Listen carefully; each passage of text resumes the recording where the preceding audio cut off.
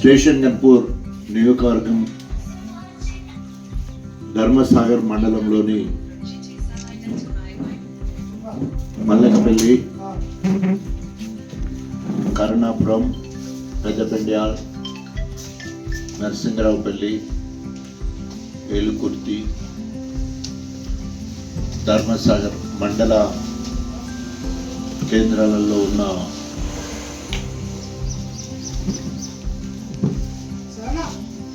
ప్రత్యేక ఓటు నమోదు కార్యక్రమాన్ని పర్యవేక్షించాలని పెద్దలు కేసీఆర్ గారి ఆదేశంతో కేటీ రామారావు గారి మార్గదర్శకంలో ఈరోజు బీఆర్ఎస్ పార్టీ ఒక ప్రత్యేక కార్యక్రమాన్ని ఎంచుకొని ఓటర్ మహాశైలను చైతన్యపరచాలి, ఓటు హక్కును నమోదు చేయించుకోవాలి, ధర్మసాగర్కి రావడం జరిగింది. ఈ కార్యక్రమంలో పాల్గొన్న ప్రింట్ అండ్ ఎలక్ట్రానిక్ మీడియా సోదరులకి, వీడియోగ్రాఫర్స్కి, అదేవిధంగా పార్టీ శ్రేణులు, పార్టీ ప్రతినిధులు, మాజీ ప్రజాప్రతినిధులు అందరికీ నా యొక్క నమస్కారాలు తెలియజేసుకుంటూ, ఈరోజు దేశం మొత్తంలో సర్ స్పెషల్ ఇంటెన్సివ్ రివిజన్ ప్రతి 20 సంవత్సరాలకు ఒక్కసారి జరిగే ఈ కార్యక్రమం రాజ్యాంగం కల్పించిన హక్కు. దేశంలో ఉన్న ప్రతి పౌరుడికి ఓటు హక్కు డాక్టర్ భీమ్రావ్ అంబేద్కర్ గారి ఆలోచనలో భాగంగా ప్రజాస్వామ్యాన్ని పరిరక్షించడానికి, దేశ సమగ్రతను, రాజ్యాంగాన్ని కాపాడడం కోసం ఈరోజు ఈ కార్యక్రమాన్ని ఏర్పాటు చేసుకోవడం జరిగింది. ప్రతి సంవత్సరము సాధారణ ఓటు నమోదు కార్యక్రమం జరుగుతుంది. ప్రతి 20 సంవత్సరాలకు ఒకసారి స్పెషల్ ఇంటెన్సివ్ రివిజన్ జరిగి విస్తృత స్థాయిలో మరి చేర్పులు, మార్పులు కానీ, కొత్తగా ఓటు నమోదు కానీ, లేదా ఉన్నవాళ్ళు మళ్ళొకసారి వాళ్ళు ఫొటోస్ ఇచ్చి మరొకసారి రివిజన్ చేసుకోవడం దీని ముఖ్య ఉద్దేశం. ఈరోజు రాష్ట్రం అంతా కూడా ఈ ఓటు నమోదు కార్యక్రమం ప్రజలలో అవగాహన కల్పించడంలో ప్రభుత్వము సిద్ధశుద్ధి లేకపోవడం వల్ల నత్తనడకలా నడుస్తున్నది. అందుకే ప్రధాన ప్రతిపక్షంగా బాధ్యతాయుతంగా రాష్ట్ర ఎన్నికల అధికారిని కలిసి రాష్ట్రంలో రూరల్ ఏరియాలో 23 నుండి 25% మాత్రమే పట్టణాలలో నమోదైంది. గ్రామీణ ప్రాంతాలలో 43 నుండి 45% మాత్రమే ఓటు నమోదైంది. కాబట్టి ఇంకా కొంత గడువు పెంచాలని చెప్పేసి బీఆర్ఎస్ బృందము కేసీఆర్ గారి ఆదేశంతో మరి రాష్ట్ర ఎన్నికల అధికారిని కలవడం వల్ల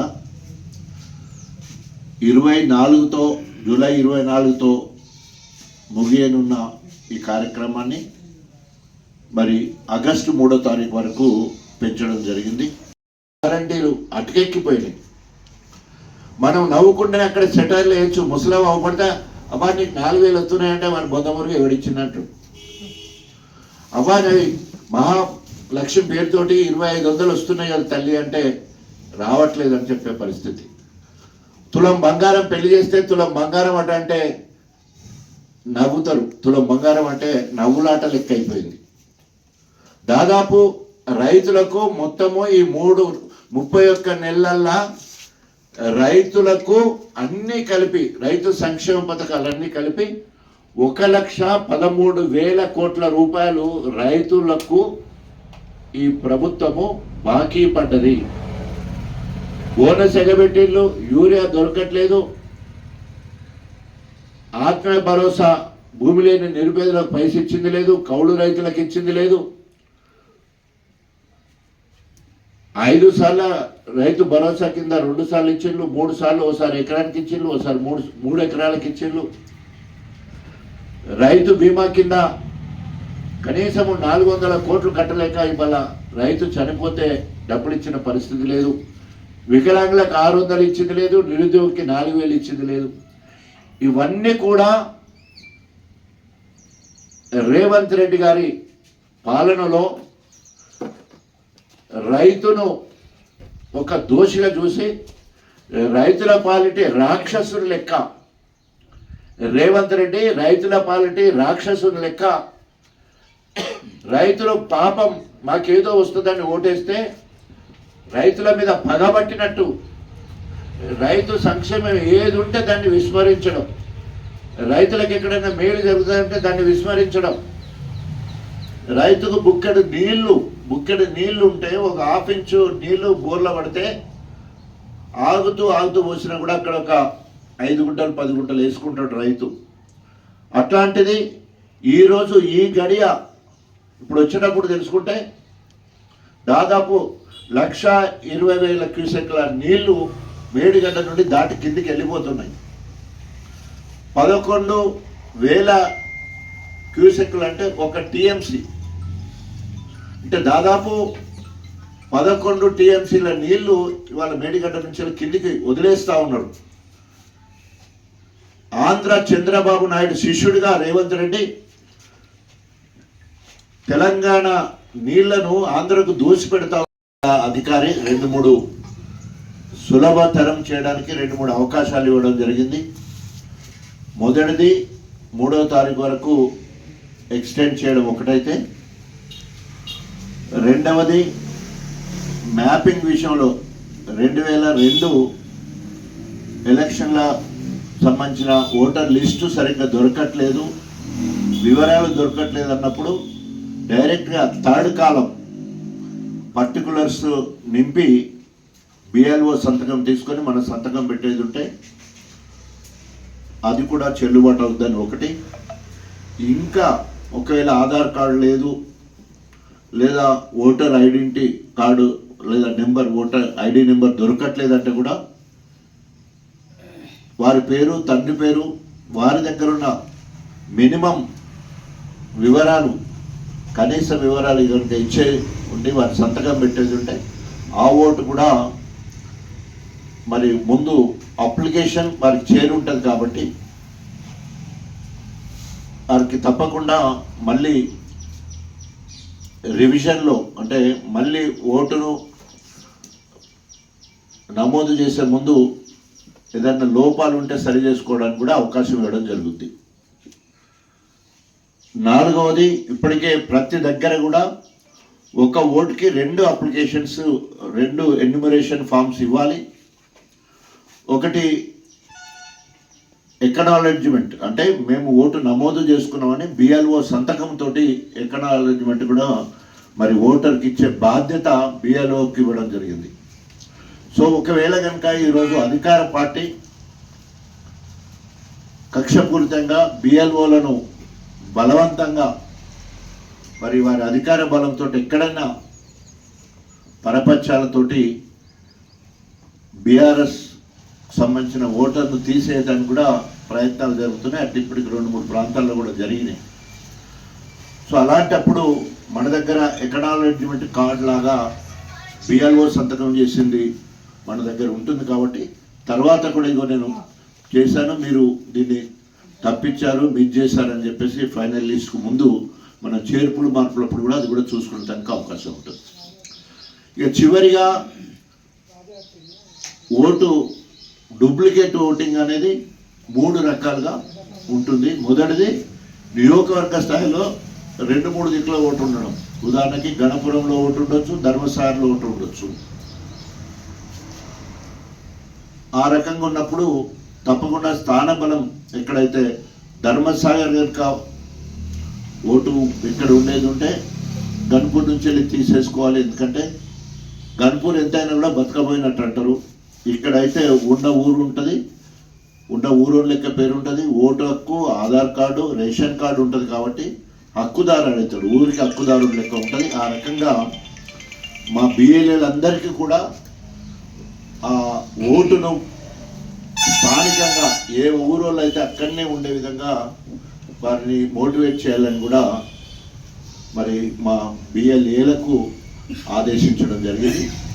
ఈ చివర 3వ తారీఖు వరకు ఇప్పటికే ముందుగా ధర్మసాగర్కు సంబంధించిన ధర్మసాగర్ మండలానికి సంబంధించిన బిఎల్ఓలను వారికి సహకరించిన బీఆర్ఎస్ పార్టీ బిఎల్ఏలను కూడా నేను అభినందిస్తున్నాను. ఎందుకంటే నియోజకవర్గంలో ఉన్న 7 మండలాల్లో హయ్యెస్ట్ ఎన్యూమరేషన్ దాదాపు 85 నుండి 90 వరకు ఇక్కడే అయింది.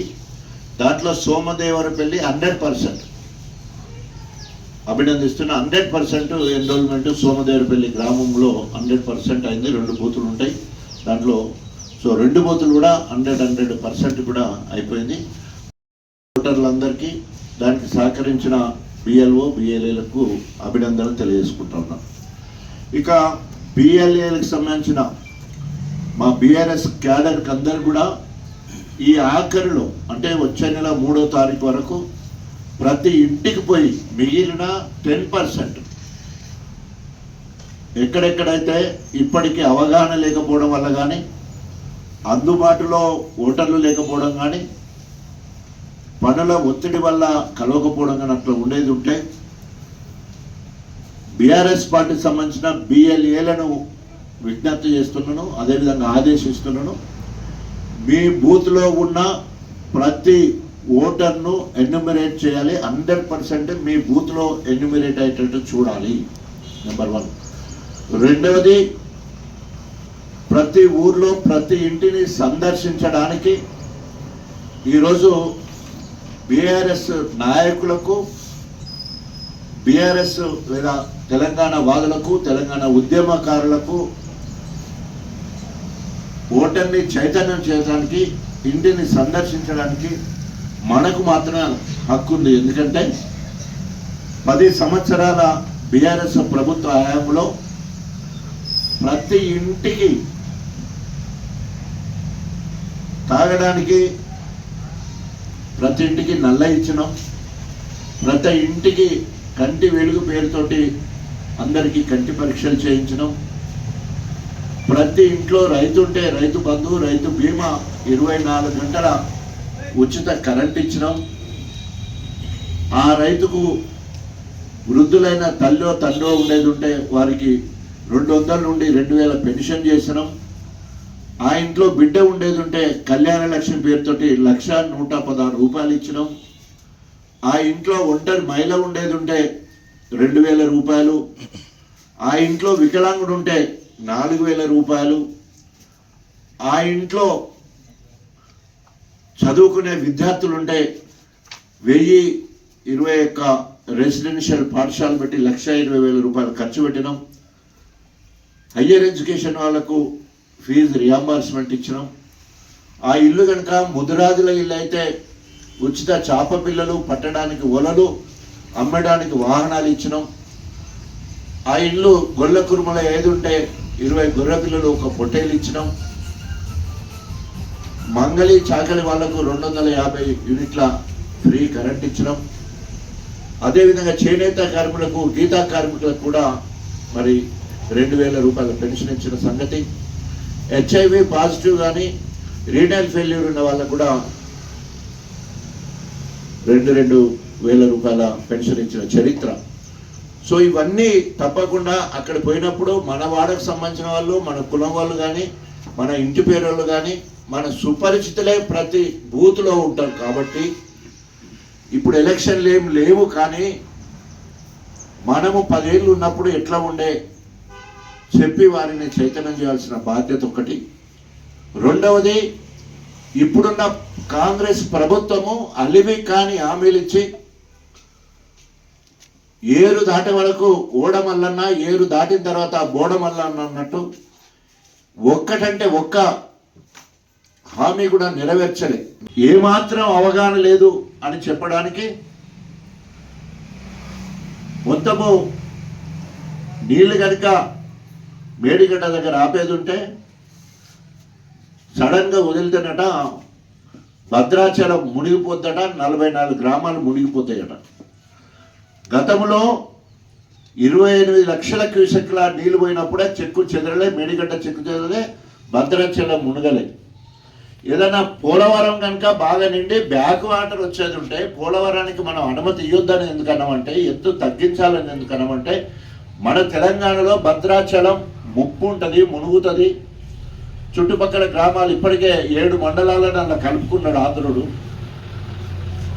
సో అట్లా మనకు నష్టం జరుగుద్ది అని. అట్లంటే ఈయనకు అవగాహన లేకుండా నీళ్లు కిందికి పోయేదానికి అవకాశం ఉన్నా కూడా మొత్తం అప్పుడే మరి ఎక్కడ పోలవరం నిండినట్టు వెనక నీళ్ళు వచ్చినట్టు మునిగిపోద్దని మాట్లాడడం ఆయన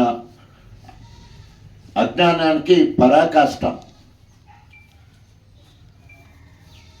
ఈరోజు కన్నెపల్లి దగ్గర లక్ష్మి పంప్ హౌస్ 93 మీటర్ల లెవెల్ వాటర్ ఉంటే పంప్ హౌస్ ఆన్ చేయొచ్చు అని కూడా అక్కడ మార్క్ పెట్టారు. ఇలా 98 మీటర్ల హైట్లో నీళ్లు ఉన్నాయి. తర్వాత ఇటు సైడ్ నీళ్లు గుంజుకోవడానికి డౌన్ ఉన్నది.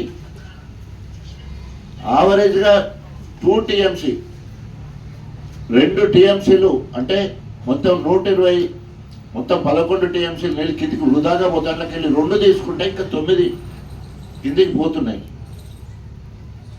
ఆ 2 తీసుకుంటే బాగుంటుందంటే ఈరోజు రిటైర్డ్ ఇంజనీర్లు, సాంకేతిక నిపుణులు నీళ్ళు ఇవ్వచ్చు అని చెప్తే మొత్తం వాళ్ళను ఏడ్చేటట్టు తిట్టి, చెంచల్ కూడా జైలుకి మేము పంపించలేదు, చెర్లపల్లి జైలుకి నేను పంపించలేదు, అందుకనే మీకు ఇష్టం ఉన్నట్టు మాట్లాడుతున్నాం అని చెప్పేసి మేధావులను కించపరిచే విధంగా, ఇంజనీర్లను కించపరిచే విధంగా మరి మాట్లాడడం నిజంగా సిగ్గుచేటు.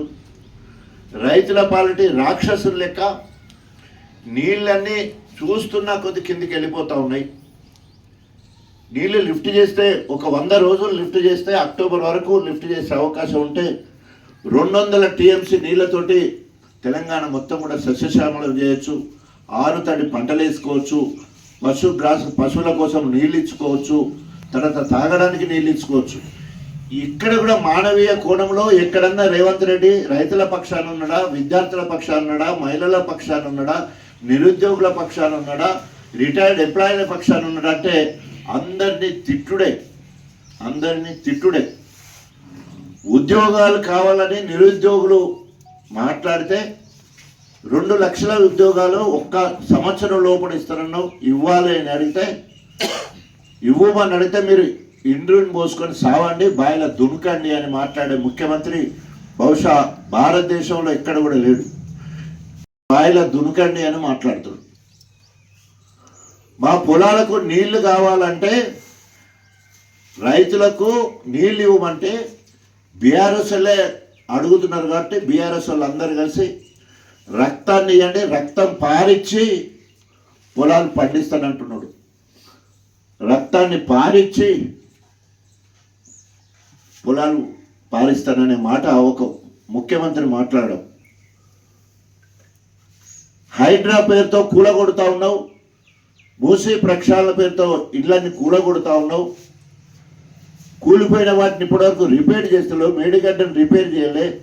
ఎస్ఎల్బీసీలో 8 మంది సజీవ దహనం అయితే అక్కడే అందులో మునిగిపోతే ఏం పట్టించుకోలేదు. పెద్దవాగు 2 సార్లు కొట్టుకుపోయింది.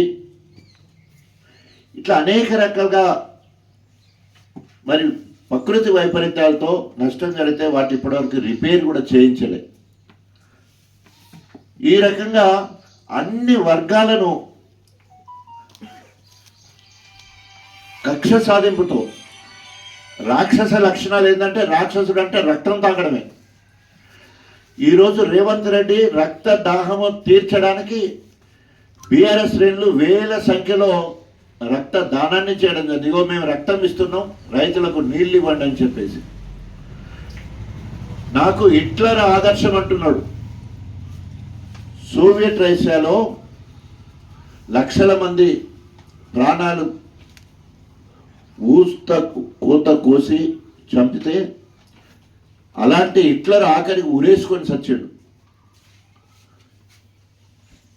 ఇరాన్ ఇజ్రాయెల్లో ఏ రకంగానైతే విధ్వంసం సృష్టిస్తే అక్కడ ఎట్లా ఉండదో నా హైదరాబాద్ చూస్తే నేను అట్లా చేస్తున్నా అని చెప్పేసి వికటహాస్యం చేస్తూ ఉన్నాడు. ఆయన ముఖ్యమంత్రికి ఉండే ఏ ఒక్క లక్షణం లేదు. ఉన్నట్టు మాట్లాడితే తప్పకుండా నీ శతకం పూర్తయిపోయింది. నీకు రాజకీయ సమాధి కట్టాలని కేసీఆర్ పిలిపించిండు. గణపురం నియోజకవర్గ ప్రజలు నీకు రాజకీయ సమాధి కట్టి తీరుతారు. కట్టేలాగా ఊపికలేక నువ్వే మరి ఇనుప ఫ్లెక్స్లతో ఇప్పుడే కట్టుకుంటున్నావు. అరే సీఎం ఉంటాడు, మంత్రులు ఉంటారు, వేల కోట్ల పనులు జరుగుతుంటే వాళ్ళు ఎక్కడ ఫ్లెక్స్లు పెట్టరు, అందులో ఇనుప ఫ్లెక్స్లు అసలుకే పెట్టరు. అంటే నీకేంది అభద్రతా భావం ఏంటి? అభద్రతా భావం ఎందుకు నీకు? దయచేసి ఇప్పటికైనా బేసిజాలకు పోకుండా, బేసిజాలకు నేను అధికారంలో ఉన్నా కూడా ధర్మసాగర్ నుంచి వెళ్ళి గండి రామారావు వరకు కాలు వెంబడి పాదయాత్ర వేస్తుంటారు, పెద్ద నీరెట్టు లెక్క. గన్పూర్ పంప్ హౌస్ నుంచి వెళ్ళి అశ్వరాపిల్ల వరకు పాదయాత్ర చేసినాం నీళ్లు తీసుకుపోవడానికి. నీళ్లు రాకపోతే నేను చెప్పిన టైంలో అధికారంలో ఉండి నీళ్లు రాకపోతే తూము మీద పడిన ఫోటోలు ఇప్పుడు కూడా కనబడతాయి. పొద్దున 11 గంటల నుంచి 3 గంటల వరకు నీళ్ళు వచ్చే వరకు తూము మీదనే పడుకున్నాం. నీ చిత్తశుద్ధి ఎక్కడ? 147 కోట్లతోటి ఆర్ఎస్ మెయిన్ కెనాలు నీ 1400 కోట్లలో ఒక లెక్కది. 147 కోట్లతోటి సిసిఏ ఆల్రెడీ నవపేటకు నీళ్ళు పోతాను అన్ని పోతున్నాయి. కానీ కమిషన్ల కోసము ఓ పని పట్టుకొచ్చుకున్నాడు. ఇరిగేషన్లో అయితే పైసలు బాగా కమిషన్ వస్తుందని చెప్పేసి అది అట్లే ఉన్నది, ఇప్పటివరకు అట్టయిపోయింది. అదేవిధంగా 104 కోట్ల రూపాయలు 2022లో కేటీఆర్ గారితో 3 లిఫ్టులు మనం మంజూరు చేసుకున్నాం. తరిగొప్పల లిఫ్టు, వేలేరు ఎగువ ప్రాంతం అంతా పారడానికి, అదేవిధంగా ఉప్పుగల్లు లిఫ్ట్ ద్వారా బంగాళపల్లి, మల్లకపల్లి, ధర్మాపురం, వెంకటపూరు దానికోసం ఇప్పటి వరకు ఒక్కటే రోజు ధర్మాపురంలో మీటింగ్ పెట్టి ప్రొక్లీనర్ తోటి ఒక బకెటెడ్ మట్టి తీసి పక్కకు పోసిండు. ఆ బొందలో ఏం చేయలేదేక మళ్ళీ 2వ పిండాలు పెట్టినా. ఏం చేయాలి? 2 సార్లు పిండాలు ఎవరు పెట్టారు? ఆయన ఆ బొందకు పిండాలు పెట్టే అవకాశం నాకే వచ్చింది. అరే ఒక బకెట్ తీసుకుంటుంటా అంటే పైసలు మంజూరాయి, టెండర్ అయిపోయి, కాంట్రాక్టర్ ఉండే. అంటే నీ అలసత్వం, అంటే నీకు రావాల్సిన కమిషను రాలేదు కాబట్టి పనులు మొదలు పెడతాడు. తరిగొప్పుల పూర్తి చేస్తాము. గణపురం మా వేలేరు మండలంలో పీసర, మద్దెలగూడెము, గొల్లకిష్టపల్లి, శాలపల్లి, వేలేరు వరకు మొత్తం కూడా నీళ్లు ఇస్తామని మాట్లాడాడు. జూలై 1వ తారీఖు అయిపోయింది. కింద లిఫ్ట్ అట్లే ఉన్నది, పైన లిఫ్ట్ అట్లనే ఉన్నది. మళ్ళీ రాజశేఖర రెడ్డి గారి సహకారంతో, చొరవతోటి సేమ్ అదే కాంట్రాక్టర్, ఈ మూడింటికి ఒకటే కాంట్రాక్టర్ ఆయన పట్టుకొని 2023లోనే మన గుల్లసాగర్ లిఫ్ట్ ద్వారా ఇవాళ మనకు మనం ఏమంటారు వేలేరు, పెద్ద చెరువు, ముప్పారము, నారాయణగిరి, లోక్యతండ ఆ ప్రాంతం అంతా కూడా మనం నింపుకోగలుగుతున్నాం. నువ్వు చేసిన పని ఏందో ఒక్కడికి దాన్ని ఒక శ్వేతపత్రం విడుదల చేయి. గన్పూర్ నియోజకవర్గంలో ఇది కడియం శ్రేణి మార్క్ అని చెప్పుకోవడానికి ఒక్కటంటే ఒక్కట్లేదు. మాటలు మాత్రం కోటలు దాటిపోతాయి. దయచేసి ఇప్పటికైనా బేసిజాలకు పోకుండా ఏ దేవాదుల సృష్టికర్త అని పేరు చెప్పుకుంటున్నావో, నీవు నీ అనుచరులు చెప్తున్నారో, దయచేసి వారు కాంగ్రెస్ లీడర్లు గుడ్డిగా ఇవాళ కడియం శ్రేణి మోస్తున్నారు. దయచేసి దగ్గరుండి మోసినా పర్వాలేదు, మొయ్యండి. కానీ కాంగ్రెస్కు చెడ్డ పేరు లేకుండా చూడండి. కాంగ్రెస్ పార్టీ ద్వారా అయినా పర్లే. మేము 10 ఏళ్ళు మేము నీళ్ళు ఇచ్చినాం కదా, కాంగ్రెస్ పార్టీ ద్వారా ఒక్కసారి నీళ్ళు ఇవ్వండి. మొత్తం కడియం శ్రేణి గారి నడకెట్లుంటుందో ఒక్కసారి చూద్దాం. ఒక్క కాలు వెంబడి తిరుగువానండి. ఒక్క బండి వెంబడి కనీసం ధర్మసాగర్ పంపుల దగ్గర నుంచి వెళ్ళి పాత మనము తాగునీరు తీసుకుపోయి పైప్ లైన్ ముందుకు పోతే ఉంటుంది, అక్కడ దాకా ఒకసారి నడుమనండి ఆ చివరి వరకు. ధర్మసాగరు గత సంవత్సరము భారీ వర్షాలతోటి సరైన ప్రణాళిక లేక ఒక్కసారి ధర్మసాగరు భక్తుల దగ్గర గేట్లను లేపడితే మొత్తము దేవునూరు సోమదేవరపల్లి మునిగిపోయింది. అరే స్థానిక ఎమ్మెల్యేలు కనీసంగా తూములను మొత్తడి పడితే వాటిని చూడడానికి కూడా పోలేదు, రైతుల పరామర్శించడానికి పోలేదు, పోతే వాళ్ళకి నష్టపరిహారం ఇవ్వలేదు ఇప్పటి వరకు కూడా. ఇట్లా చెప్పుకుంటే అనేక రకాలుగా మాట్లాడవచ్చు. కాబట్టి అది ఇప్పటికే సచిన శవం. కడియం శ్రీహరి గారు రాజకీయ సమాధి సిద్ధమైంది. దయచేసి మళ్ళొకసారి రాష్ట్ర ప్రభుత్వానికి నేను విజ్ఞప్తి చేస్తున్నా, జిల్లా మంత్రులకు విజ్ఞప్తి చేస్తా ఉన్నా, బేసిగా మంచి పని కాంగ్రెస్ వచ్చిన తర్వాత 31 నెలలు అయిపోయి 32వ నెలకు అడుగు పెడుతున్నాం. ఒక్క పని అంటే ఒక్క పని కూడా చేయకుండా నేను రాక్షసుని లెక్కనే ఉంటానని చెప్పేసి ఆయన భాష ఎక్కడ కూడా ఇంతవరకు ఆత్మీయతను పంచుకున్నట్టు ఎక్కడ కూడా మనకు కనిపించదు. ప్రజాపాలన అంటాడు, ప్రజా కంటకుడు, ప్రజలకు మేలు చేసింది ఏమంటే ఏం లేదు. దేని మీద అవగాహన లేకుండా ఈరోజు తెలంగాణ రాష్ట్రాన్ని నడి బజార్లో పెట్టి భారతదేశంలో నెంబర్ 1 ఉన్న రాష్ట్రాన్ని ఆఖరికి తీసుకొచ్చిన చరిత్రహీనుడు రేవంత్ రెడ్డి. నేనేమన్నా తక్కువనా అని చెప్పేసి ఇక్కడ మనకు దుర్మార్గుడు ఉన్నాడు. బీఆర్ఎస్ పార్టీ కార్యకర్తల రక్తం చెంత చేసి కేసీఆర్ గారి ఆలోచనకు అనుగుణంగా ఒక నమ్మక ద్రోహిని ఇక్కడ గెలిపించడం జరిగింది. ఆయన పేరే కడియం శ్రీహరి. ఇక్కడ పేరు ఎత్తని ఎట్లా అదే ఆయన పేరు ఎందుకు అంటున్నారు.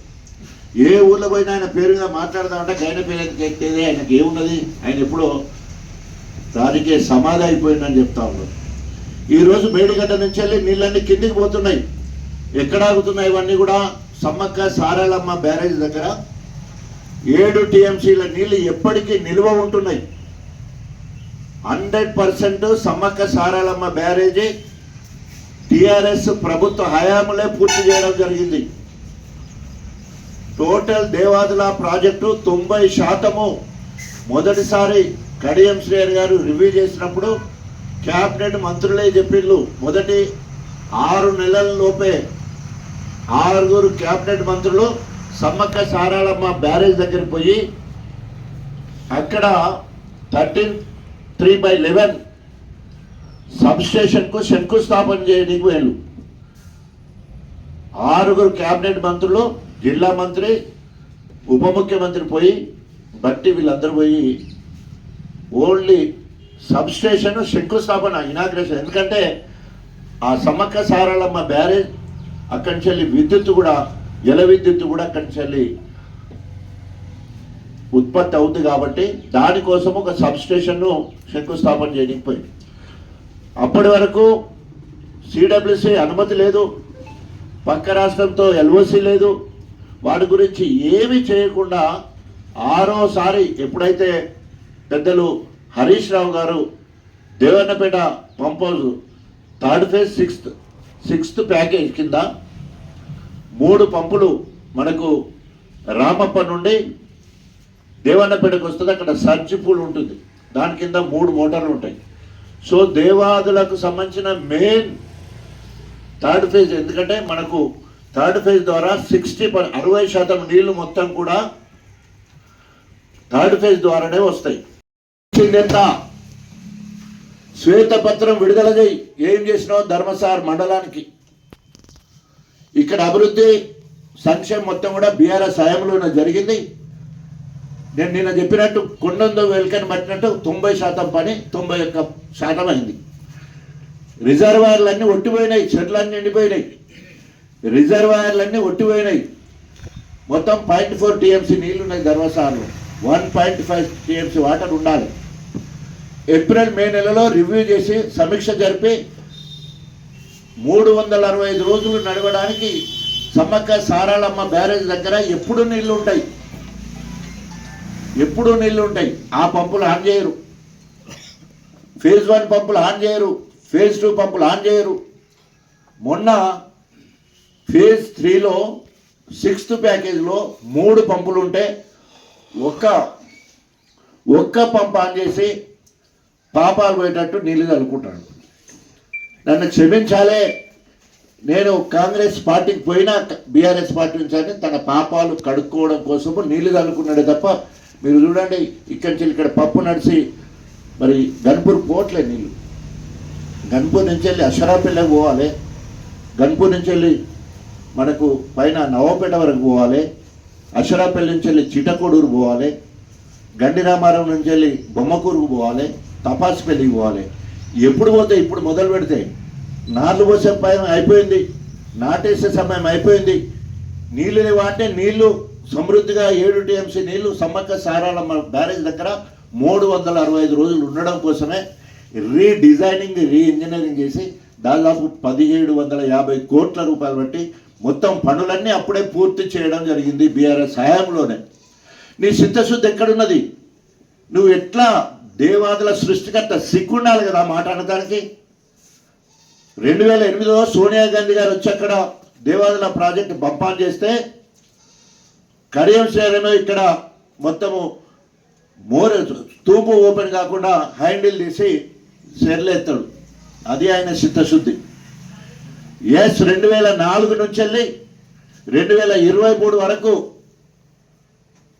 కడియం శ్రేణికి ప్రోటోకాల్ లేదు, ఎమ్మెల్యే కాదు. 2004లో పెద్దలు విజయరామారావు గెలిచాడు, 9లో నేను గెలిచిన, 12లో నేను గెలిచిన, 14లో నేను గెలిచిన, 18లో నేను గెలిచిన. మరి ఇక నువ్వెప్పుడు చేసావు పని? అంతకుముందు ఓన్లీ శిలాపాలకాలేనే, దానికి నేను పిండాలే పెడితే నువ్వు సృష్టికర్త ఎట్లా చెప్పుకోవడానికి కనీసం సిగ్గు శరము ఉండాలి కదా. ద్వారా ఒక 40% మాత్రమే మనకు సాగునీరు వస్తుంది. ఇప్పుడు 31 నెలలు పూర్తయిపోయింది. 6 సార్లు కేబినెట్ మంత్రులు వచ్చిండ్రు. ఆఖరికి మొన్న సమ్మక్క సారాలమ్మ బ్యారేజ్ దగ్గర పోయి స్వయంగా ఉత్తమ్ కుమార్ రెడ్డి మాట్లాడతాడు, 91% పని అయిందని చెప్తారండి. వాళ్ళే 90% అని 6 నెలల కింద ప్రభుత్వం వచ్చినాక 6 నెలల తర్వాత అన్నదానికి 90% అయితే 31 నెలలైన తర్వాత వారు మాట్లాడే మాట 91% ఇప్పటికే పనులు అయిపోయినాయి అని చెప్తూ, గతంలో వచ్చినప్పుడు దాదాపు 2500 కోట్ల రూపాయలు ఖర్చు అయితే మొత్తం 10% పనులు అయిపోతాయని చెప్పేసి, ఉప్పుగలు రిజర్వాయర్ కింద మెయిన్ కెనాల్ కోసము 465 కోట్లు సరిపోతాయంటే ఎస్టిమేషన్స్ పెంచి 1001 కోటి చేసిండు. కమిషన్లకు కక్కుర్తిపడి కడియం శ్రేణి గారు కాంట్రాక్టర్ దగ్గర పైసలు తీసుకున్నాడు, కాంట్రాక్టు అతనికే ఇప్పించిండు, జీవీఆర్ అని అతనికి ఇప్పించి కాంట్రాక్టర్కు కమిషన్ తీసుకున్నాడు. అని పనులు మాత్రం మొదలు పెట్టలే, ఇప్పటి వరకు కూడా మొదలు పెట్టలే. 91% అంటే ఒక్కసారి మీరు రాయాలి, గట్టిగా రాయాలి. ఎందుకంటే కడియం శ్రేణి గారు ఇక అబద్ధాలు మాట్లాడితే ప్రజలు నమ్మే ప్రసక్తి లేదని చెప్పి తెలవాలి. ఆయనకు కళ్ళు తెరవాలి, చెవులుంటే వినాలి. ఎన్నైనా మోసాలు చేస్తా అబద్ధం మాటలు మాట్లాడతారంటే ఇక్కడ డేగ కన్నేసి రాజాని ఉన్నాడు. దేవాదులకు పునాది రాళ్ళేయడానికి పోతే శంకుస్థాపన రాయేసి 17 నెలలైనా తట్ట మట్టి తీయకపోతే పిండాలు పెట్టిన చరిత్ర మొదటి నుంచెలుగా గణపురం నియోజకవర్గ ముద్దు బిడ్డగా నా అడ్డ గణపురం ఇక్కడ పుట్టి పెరిగినా కాబట్టి వలసవాదికి కడియం శ్రేణికి ఏ విషయం తెలియదు. ఆయనే చెప్పుకుంటాడు, నాకు గణపురము రాజకీయ భిక్ష పెట్టింది. గణపురం భిక్ష పెట్టినప్పుడు ఎంత విశ్వాసంగా ఉండాలి. ఊరు కుక్కలకు కూడా ఇంత అన్నం వేస్తే తెల్లాలేసి ఆడ వచ్చి పండుకుంటే విశ్వాసంగా. నీకు 30 సంవత్సరాల రాజకీయ భవిష్యత్తు ఇచ్చింది గణపురం. నీకు ఏం చేసినా నువ్వు చేసిన పాపాలు కడుక్కోవడానికే నువ్వు పనులు చేయాల్సిన అవసరం ఉన్నది. ఎందుకంటే బీఆర్ఎస్ పార్టీ కష్టపడి నిన్ను గెలిపితే కాంగ్రెస్కి పోయినావు, ఏమన్నా సాధించినావు అంటే రోడ్ల మీద ఇనుప ఫ్లెక్సీలు పెట్టుకుంటాడు. ఎందుకంటే వాళ్ళని తీసేస్తారనే భయంతో. ఎందుకంటే రాజకీయ సమాధి అన్నాం కదా, సమాధి గట్టి కట్టుకుంటాడు ఆయనే. సఫిషియెంట్ వాటర్ ఉంది, కావాల్సినంత కరెంట్ ఉంది, ఏ టెక్నికల్ ఎలాంటి ప్రాబ్లం లేదు. కాబట్టి పూర్తి స్థాయిలో దేవాదుల పంపులను దేవాదుల మోటార్లన్నీ ఆన్ చేసి గణపురం నియోజకవర్గంలో 153 ఎకరాలకు స్థిరీకరణ ఉంది. వాటన్నిటికీ సాగునీరు అందించాలని డిమాండ్ చేస్తూ సెలవు తీసుకుంటాం. జై తెలంగాణ, జై తెలంగాణ. Thank you. అతి తక్కువ సమయంలో మీ వ్యాపార సామ్రాజ్యాన్ని పెంచుకోవాలనుకుంటున్నారా? తక్కువ ఖర్చుతో ఎక్కువ పబ్లిసిటీ చేయాలనుకుంటున్నారా? అయితే ఇంకెందుకు ఆలస్యం? మీ జేఎన్టీవీ తెలంగాణ ఛానల్లో అతి తక్కువ ఖర్చుతో ప్రకటనలివ్వండి. అత్యధిక లాభాలను సాధించుకోండి. వ్యాపార, వాణిజ్య, పాఠశాలలు, వైద్యశాలలు, హోటళ్లు, వస్త్ర దుకాణాలు, అన్ని రకాల వ్యాపార ప్రకటనల కొరకు సంప్రదించండి. మా ఫోన్ నంబర్స్ 8558288081, 9247896607.